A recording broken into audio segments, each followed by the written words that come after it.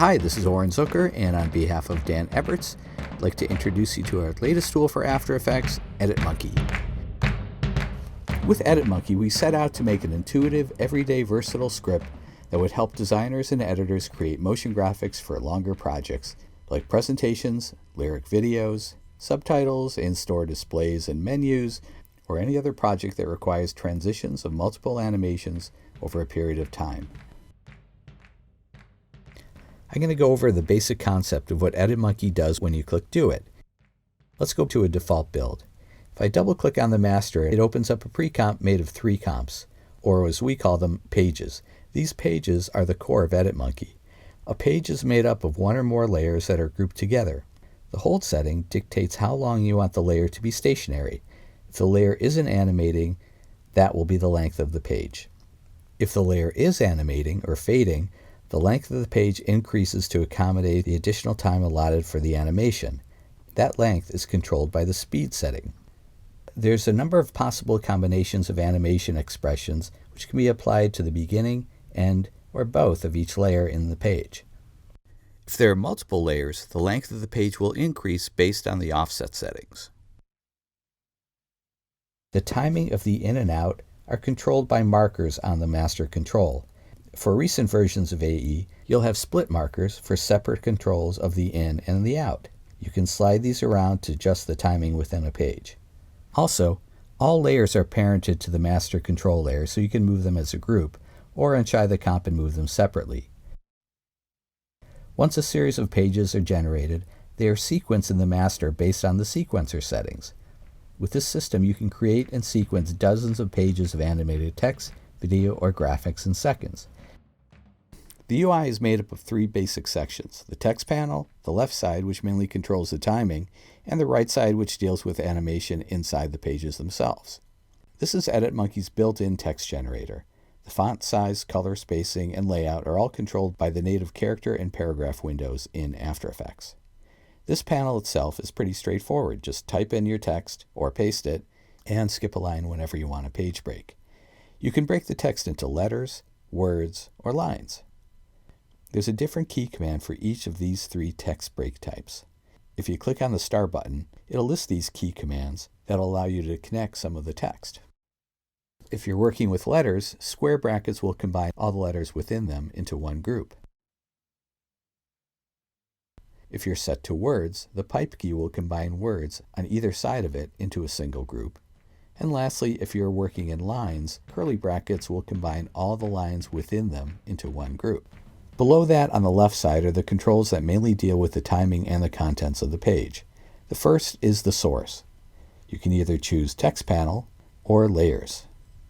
If you select layers, then each single layer in the timeline will be placed in its own page.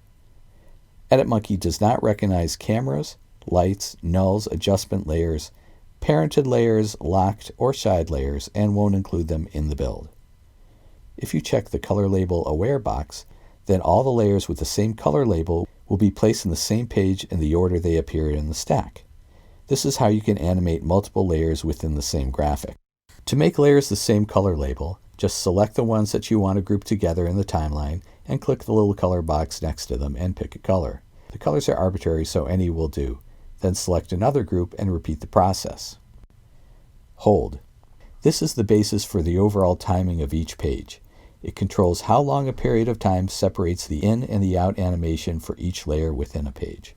You have 3 options: constant, random, and off. The min-max setting are set in frames, by the way. If you choose random, each page will be randomly assigned a hold between the min and max setting, but all the layers within a page will share the same hold amount. Off will give you no hold, so each layer animates in and out without stopping. The sequencer dictates how the pages are aligned in the timeline. If a sequencer is off, all the pages will start at frame 0. On will sequence them end to end. The overlap settings will give you pages that begin before the previous one ends. The amount of overlap is based on the animation speed. So if the animation lasts 30 frames, then a full overlap will be 30 frames. You can always override it after the build by moving the pages around manually or use the built-in sequence layers function in After Effects. Page order. This only applies to layers, and it controls which layers, or if you have color aware on, which groups of layers gets placed in which pages.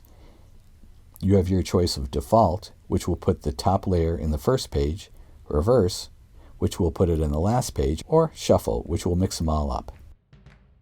The next batch of checkboxes are mainly timing controls. Retime pages are defaulted to on. When active, all the pages will be pre-comped together, and time remapped keyframes will be placed at the start of each page.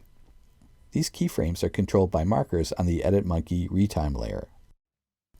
You can easily adjust the timing by sliding the markers around. This will stretch or squeeze the timings of the pages, which might be fine for graphics but may not work well for video, which you don't want to speed up or slow down, so you can turn retime off in those cases. If it is off, it'll leave the pages inside the master comp. If you untie them, you can slide them around manually. By the way, you'll notice adjustment layers between the layers within the pages and the pages themselves. This is to kill 3D intersections. If for some reason you want 3D intersections, you can just unlock and delete those. Marker sync. This is one of our favorite features. This is where you can automatically time your edit, so you can easily sync to music or VO. If you know any of our other monkeys, you'll be familiar with this. I'll repost a section about it at the end as a reminder. Randomized timing. This is also only active when EditMonkey detects video or pre-comps in your layer stack. When it places them in a page, it'll move the start point around to add some automatic variety to your edit. Lastly is the color palette control.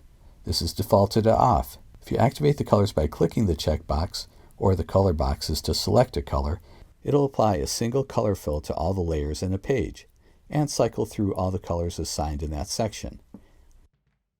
You can have up to 5 colors for each build. Animation.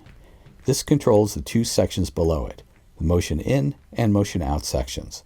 If automatic is selected, it'll deactivate the motion out section. All you need to do is select a motion in. EditMonkey will match a move out that naturally continues the motion, direction, and style. This will save you a ton of time and gives you nice results very quickly. If custom is selected, the motion out is activated.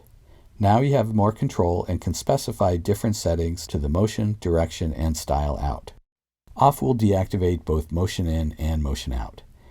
The upshot of this is that only hold is applied. Each layer will simply cut on and off in the master. This is a good way to do simple edits. Keep in mind that each motion section can be individually turned off as well. The difference between that and turning both off in the animation section is that you have individual controls over which you turn off, and fade will still be an option even if you turn that section off. The 2 motion sections are identical. Briefly, they control the transformations that get assigned to the layers. They're pretty self-explanatory. The only thing you really have to know is that if you select random from any section, it'll assign one from that list to all the layers in that page. If you choose random by layer, then each layer in the page will be assigned a random selection. Choosing random by layer for any or all the drop-downs will give you an animation that has a lot more visual variety. Speed and intensity are the same as our other scripts. For the specs, check the user manual. Remember, you can always speed up or slow down moves using the retime layer too. Layer order will control the order each layer will animate on within a page. And lastly, layer offset is the time between markers within each page. The more layers, the longer the offset, the longer the page will be. That's a brief overview of EditMonkey. You can download a free trial on aescripts and play around with it yourself. From Dan Eberts, this is Oren Zucker. Have fun with your new monkey.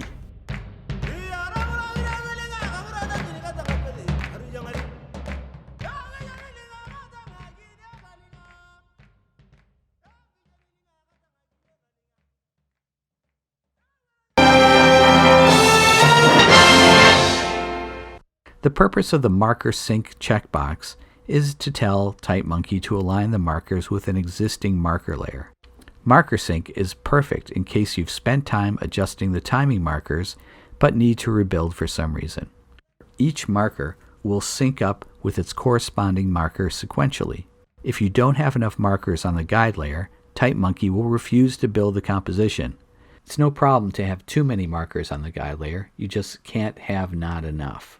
Also, there's a few audio to marker scripts out there that will lay down a marker at every beat or several beats.